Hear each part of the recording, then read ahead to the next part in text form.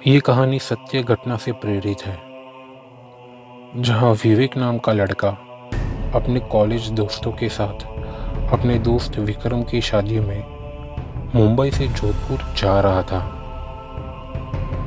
उनके सफ़र के बीच उनके साथ एक अजीब और डरावनी घटना हुई, जिसे वो लोग आज भी नहीं भुला पा रहे। क्या डरावनी घटना हुई होगी उनके साथ, आइए इस वीडियो में जानते हैं। विवेक अपने दोस्तों के साथ कार से जोधपुर जा रहा था। जोधपुर में उनके दोस्त विक्रम की शादी में। शादी 25 नवंबर को थी, इसलिए विवेक 23 नवंबर की दोपहर को अपनी कार में अपनी गर्लफ्रेंड निशा, दोस्त रवि और उसकी गर्लफ्रेंड रेशमा को ले जा रहा था। सभी कॉलेज फ्रेंड्स थे, इसलिए सभी दोस्त बहुत ही एक्साइटेड थे विक्रम की शादी के लिए। उन चारों में से सिर्फ विवेक को ही ड्राइविंग आती थी, इसलिए विवेक नॉन स्टॉप कार चला रहा था ताकि शादी में टाइम पर पहुंच सके। दोपहर 3 से रात के 12:30 बज गए। अब विवेक पूरी तरह थक चुका था। उसकी आंखें अपने आप बंद हो रही थी। उसकी गर्लफ्रेंड बगल में बैठी थी। विवेक की ऐसी हालत देखते ही उसने हॉल्ट लेने की जिद की। विवेक अपनी हालत जानता था, इसलिए विवेक ने अपनी गर्लफ्रेंड की बात मान ली और होटल ढूंढने लगा। गूगल में देखा तो एक होटल पास ही में था। विवेक ने अपनी स्पीड बढ़ाई और गूगल डायरेक्शन में चलाने लगा। होटल सुनसान जगह पर था। आसपास सिर्फ घना जंगल था। देख के सभी थोड़े डरने लगे, पर अब कर भी क्या सकते थे। विवेक की हालत देख के उन्होंने अपने डर पर काबू पाया और होटल में कार पार्क करके सभी होटल में जाने लगे। होटल देखने में नया लग रहा था, पर उसके काफी कमरों की लाइट्स बंद थी। ये देखते ही उन्हें लगा शायद होटल नया है, इसलिए लोग कम आते होंगे। विवेक और रवि दोनों रिसेप्शन में गए और उन दोनों की गर्लफ्रेंड वॉशरूम गई। विवेक और रवि रिसेप्शन में एंट्री कर रहे थे। रजिस्टर में उन्होंने देखा तो सिर्फ उनके अलावा किसी की भी एंट्री नहीं थी। ये देखते ही उन्हें थोड़ी हैरानी हुई और रिसेप्शनिस्ट से पूछने लगे। तभी रिसेप्शनिस्ट ने कहा, सर ये होटल नया बना है, 2 दिन ही हुए इसे खुले, इसलिए अभी तक काफी लोगों को इसके बारे में पता नहीं। पर आप चिंता मत कीजिए, यहाँ आपको कोई दिक्कत नहीं होगी। तभी रवि हंसते हुए बोला, पर मैंने तो बाहर से देखा कि कुछ कमरों की लाइट्स चालू थी। ये सुनते ही रिसेप्शनिस्ट थोड़ा घबरा के बोला, कुछ नहीं, शायद मैंने ये लाइट चालू रख दी होगी। रख दी होगी? क्यों यहाँ सर्विस के लिए स्टाफ नहीं है? दोनों ने पूछा। तब रिसेप्शनिस्ट ने कहा, नहीं सर, स्टाफ है, पर यहाँ पास ही में गांव में रहते हैं, इसलिए सब अपने घर चले जाते हैं रात होते ही। और हमारे पास अभी फिलहाल सर्टिफाइड स्टाफ भी नहीं है, इसीलिए हम गांव वालों को रखा है। पर आप चिंता मत कीजिए, मैं आपको अच्छी सर्विस दूंगा। तभी निशा और रेशमा आ गई। अब कितनी बातें, चलो रूम में, निशा ने कहा। रवि और विवेक थोड़े हैरान थे, पर उन्हें सुबह तक के लिए ये कमरा चाहिए था, इसलिए दोनों बात नज़रअंदाज करके अपने अपने कमरे में चले गए। रूम का दरवाज़ा खोला तो लाइट ऑलरेडी चालू थी और बिस्तर बिगड़ा हुआ था, मानो पहले कोई सोया था। ये सब देखकर निशा थोड़ी नाराज हुई तभी विवेक ने उसे सारी बात बताई और कहा, सुबह तक की बात है, जाने दो, सो जाते हैं। निशा को विवेक की बातें सही लगी और दोनों चेंज करके बिस्तर पर सो गए। रवि भी रेशमा के साथ रूम में सो गया। रात के 1:30 बज रहे थे। सभी गहरी नींद में सोए थे। अचानक रवि को कुछ आवाज आने लगी, जैसे कोई स्विच बंद चालू कर रहा हो।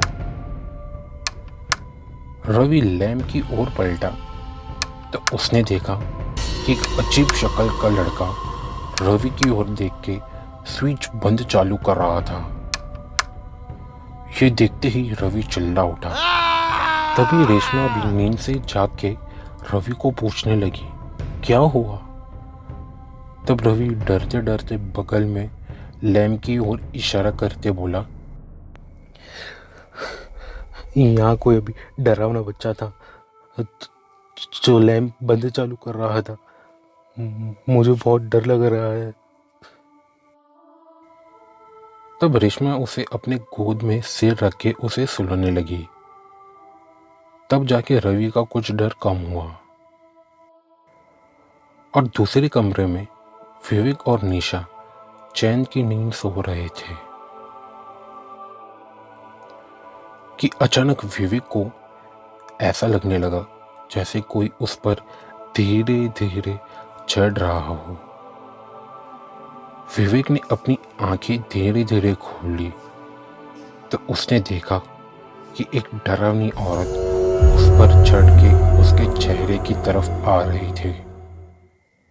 ये देखकर विवेक पूरी तरह चुप हो गया, मानो सांप सूंघ गया हो। उसका शरीर पूरी तरह से ठंडा पड़ गया। जो कुछ भी उसके साथ हो रहा था उसे वो सिर्फ देख पा रहा था। उसने फौरन ही अपनी आंखें बंद कर ली और फिर से खोल के देखने लगा तो वो औरत गायब हो चुकी थी।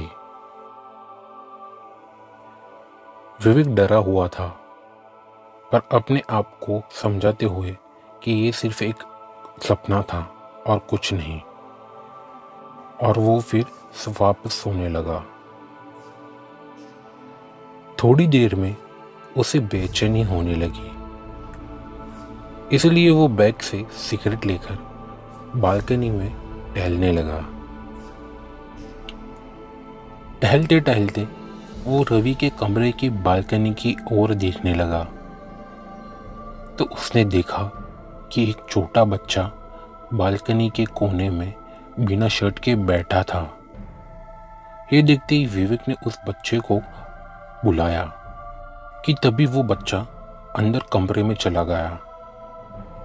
ये देखते ही विवेक रवि के कमरे में गया और बेल बजाने लगा। रेशमा ने दरवाजा खोला। विवेक पूछने लगा, यहाँ कोई बच्चा आया है? देखा क्या तुम लोगों ने? ये सुनते ही रवि और डरने लगा। रवि की ये हालत देख के विवेक ने पूछा, इसे क्या हुआ? तब रेशमा ने उसे पूरी बात बताई। ये सुनते ही विवेक पूरी तरह डर गया। तभी अचानक विवेक के कमरे से निशा की चिल्लाने की आवाज आई। तीनों फौरन निशा के पास गए। फौरन लाइट चालू की तो देखा निशा के हाथों पर किसी ने खरोचा था। उससे पूछने पर बताया कि एक डरावनी औरत ने उसके हाथों पर खरोचा था। अब सब लोगों को पता चल चुका था कि यहाँ कुछ गड़बड़ है। शायद इसीलिए यहाँ कोई स्टाफ रात को नहीं रुकता। चारों ने तय कर लिया था कि अब वो इस वक्त निकलेंगे। सभी बैग पैक करके नीचे उतर के रिसेप्शन में पहुंचे। सुबह के 4 बजने आए थे पर होटल में कोई भी नहीं था। पूरा होटल इन चारों के अलावा सुनसान था। अब वो चारों कर भी क्या सकते थे। विवेक ने अपनी गाड़ी निकाली और चारों चले गए। अब सुबह के 5 बज गए थे। उन चारों को अब अच्छा लगने लगा।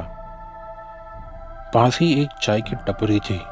वहां विवेक ने गाड़ी रोक दी और चारों वहां चाय पीने चले गए। चाय पीते पीते चारों आपस में बातें करने लगे। तभी उनकी बातें सुनकर चाय वाला बोला, कहीं आप लोग होटल राजभवन में तो ठहर के नहीं आए? ये सुनते ही चारों चौंक गए। आपको कैसे पता चला? क्या आप जानते हैं उस होटल में क्या हुआ था? वो होटल तो अब भी बनी है। पहले तो अस्पताल था जहां सभी गांव के लोगों का वहां इलाज होता था और बहुत से लोग वहां मर भी गए थे।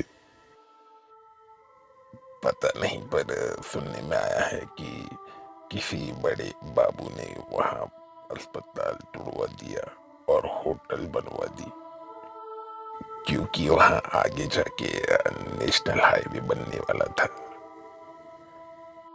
ये सुनते ही चारों को समझ गया था कि जिन जिन का भूत उन्होंने देखा वो हॉस्पिटल के पेशेंट थे जिनकी मौत हुई थी। सभी अब चैन की सांस ले रहे थे। वो सभी फिर जोधपुर चले गए। अगर आपको ये कहानी अच्छी लगी हो तो प्लीज़ कमेंट करके ज़रूर बताइए और प्लीज़ लाइक शेयर और सब्सक्राइब ज़रूर कीजिए। धन्यवाद।